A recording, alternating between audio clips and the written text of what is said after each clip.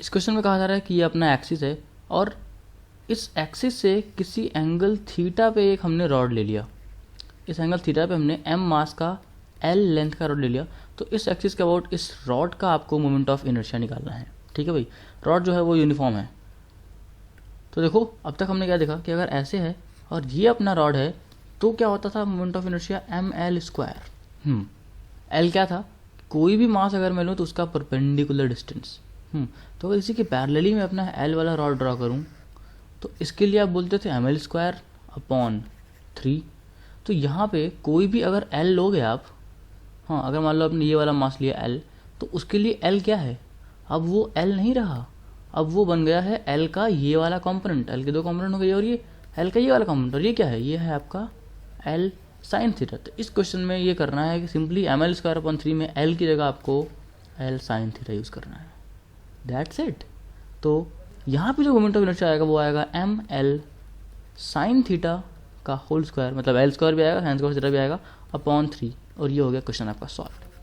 अब यहाँ पे मैंने l की जगह l साइन थीटा इसलिए लिखा क्योंकि आप कोई भी एलिमेंट ले लो, पहले उसका डिस्टेंस अगर l था तो अब क्या है l साइन थीटा। चाहे आप ये वाला एलिमेंट ले लो चाहे भी एलिमेंट, आप इस पूरे रॉड पे कोई भी एलिमेंट ले लो, पहले अगर उसका डिस्टेंस परपेंडिकुलर डिस्टेंस l था तो अब है वो l साइन थीटा। इसलिए भैया हमारा आंसर है ml² sine square theta upon 3। इसे आप लोग याद मत करना, आप ये देखो कि l साइन थीटा क्या है, परपेंडिकुलर डिस्टेंस। अब हो सकता है एंगल, अगर मान लो ये एंगल अल्फा दे दिया होता तो हाँ, तो साइन थीटा की जगह साइन, तब साइन थोड़ी आता, तो आपका कॉस कंपोनेंट आता। तो आपको परपेंडिकुलर कंपोनेंट पे ध्यान देना है, आप लोग इसको याद ना करना, ठीक है। अच्छा अक्सर होता ये है कि भाई, जैसे मेरे केस में बता रहा हूँ आपको कि मैंने क्या किया था कि इतनी बार एल साइन थीटा देखा कि एक बार पेपर में वो अल्फा दे दिया और मैंने तुक्केबाजी में साइन थीटा लगा के आ गया, गलत हो गया भाई। तो परपेंडिकुलर कंपोनेंट देखा होता है, इन पर आप लोग ध्यान दीजिएगा। इस क्वेश्चन में आपको एक स्क्वायर दिया गया है, इस स्क्वायर की एज लेंथ आपको b दी गई है, ठीक है भाई। इस स्क्वायर के चारों एंड पे आपको एक एक स्फीयर्स दिए गए हैं, ध्यान से सुनना, चारों एंड पे स्फीयर्स, और जो स्फीयर की रेडियस है वो है a, और हर एक स्फीयर का मास है m। तो आपको क्या करना है, आपको भाई इस डायगोनल के अबाउट, इस पूरे स्फीयर वाले सिस्टम का मोमेंट ऑफ इनर्शिया निकालना है। चारों आइडेंटिकल स्फीयर्स हैं of mass m and radius a।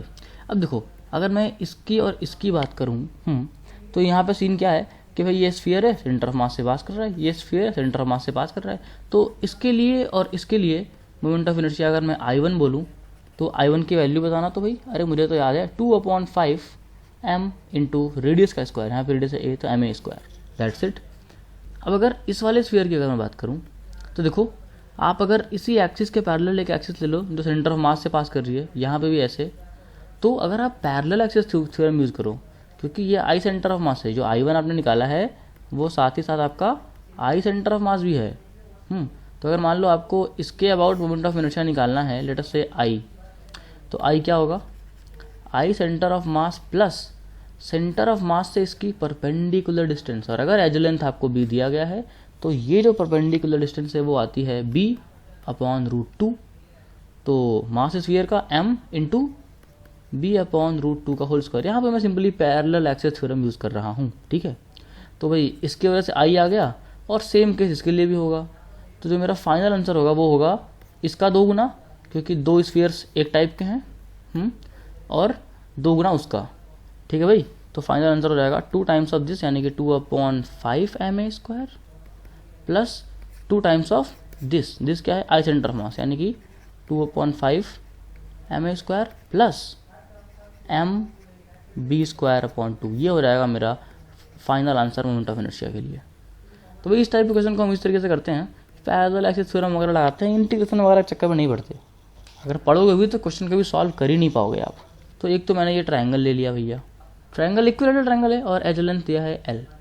तीनों कॉर्नर पे हमने 3 स्फीयर्स ले लिए, तीनों का मास m है और रेडियस है a, ठीक है भाई। एक ये केस हो गया। इस पे मैंने ये एक्सिस ले लिया, ये जो यहाँ से बिल्कुल सामने वाले साइड को आधा आधा काटते हुए जा रही है, ये एक्सिस है। तो इस एक्सिस के बाद आपको मोमेंट ऑफ इनर्शिया निकालना है। दूसरा भैया मैं एक रेक्टेंगल ले रहा हूँ। अब इस रेक्टेंगल के भी चारों एंड पॉइंट्स पे मैं 4 स्फीयर ले रहा हूँ। बिल्कुल मिड पॉइंट से पास करने वाली इस एक्सिस के अबाउट आपको बताना है मोमेंट ऑफ इनर्शिया। ये लेंथ है 2l और ये ब्रेथ है इसकी l। अरे रुको रुको, अभी और करो आप लोग यार। ये जो इक्विलेटरल ट्रायंगल है ना, इस पर मैं एक और एक्सिस बना रहा हूँ, आप उस एक्सिस के अबाउट भी मुझे आंसर देना। ये जो मैं येलो लाइन से बना रहा हूँ, ठीक है, इस कॉर्नर से पास करने वाली, तो इसके अबाउट भी आपको मोमेंट ऑफ इनर्शिया बताना है। और हाँ, इसमें भी एक और एक्सिस ले लो, ये वाली एक्सिस, तो इसके अबाउट भी आपको मोमेंट ऑफ इनर्शिया बताना है। तो यार वीडियो को पॉज करो और इस क्वेश्चन को सॉल्व। तो यार देखो, पहली बात तो ये कि साफ साफ मुझे दिख रहा है कि मुझे यहाँ पे पैरेलल एक्सिस थ्योरम यूज़ करना है, चाहे इस एक्सिस के अबाउट पूछे चाहे इस एक्सिस के अबाउट। सबसे पहले मैं सेंटर ऑफ मास के थ्रू पास होने वाली एक्सिस के अबाउट मोमेंट ऑफ इनर्शिया निकालूंगा।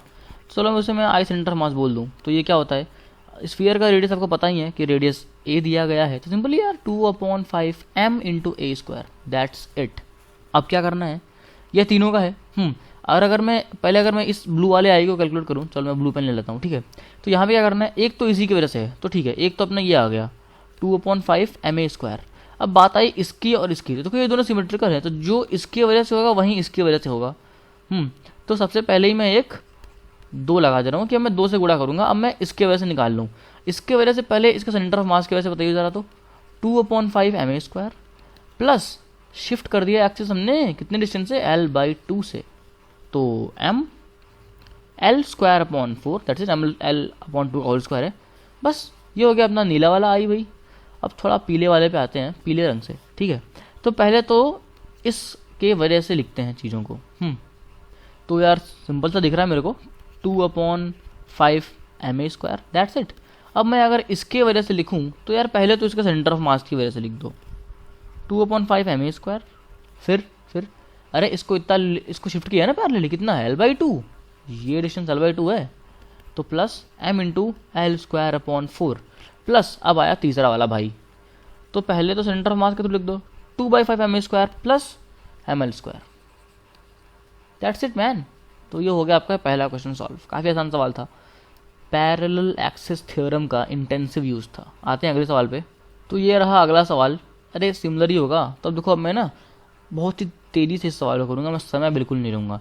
सारे के सारे स्फीयर्स हैं, तो 2/5 ma स्क्वायर तो मेरा अपने साथ है।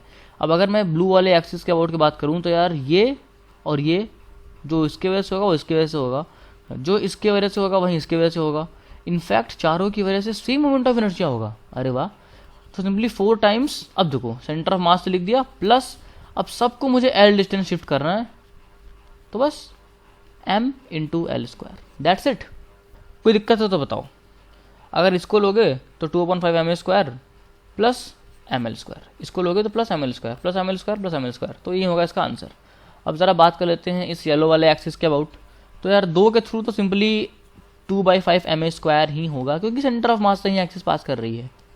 अब बाकी 2 अरे बिल्कुल सेम ही है, तो पहले तो यार उनके साथ भी 2/5 ma स्क्वायर लगा दो, फिर उन्हें 2l डिस्टेंस शिफ्ट कर दो, यानी कि m into 4l square, that's it. अब सोचो एक बार आप कि अगर आपके पास ये पैरेलल एक्सिस थ्योरम का टूल नहीं होता तो अब तक आप कितना भटक रहे होते, आप निकाल ही नहीं पाते इस कॉम्प्लेक्स सिस्टम का मोमेंट ऑफ इनर्शिया। और मैं बता रहा हूँ जेईई में ऐसे क्वेश्चन आते हैं, कोई दिक्कत थोड़ी है यार। ये हमने एक्सिस दे दिया ब्लू वाला, अब मैं कह रहा हूँ कि इस पे लेट अस से इस वाले स्फीयर पे हमने इनटू द प्लेन एक फोर्स लगा दिया, लेट अस से 100 न्यूटन का। अब कह रहा है कि एंगुलर एक्सेलरेशन बताओ। अरे खटाक से आप क्या करोगे, फोर्स पता, टॉर्क निकालोगे। टॉर्क क्या होगा, एल FL, यानी कि 100 L टॉर्क हो गया। इसको अब आई तो हमने अभी निकाला है यार, ये वाला आई हो गया अल्फ़ा। तो इस आई को अगर यहाँ ले आओ, आई हम कैलकुलेट कर चुके हैं, तो आपको आसानी से अल्फ़ा मिल जाएगी।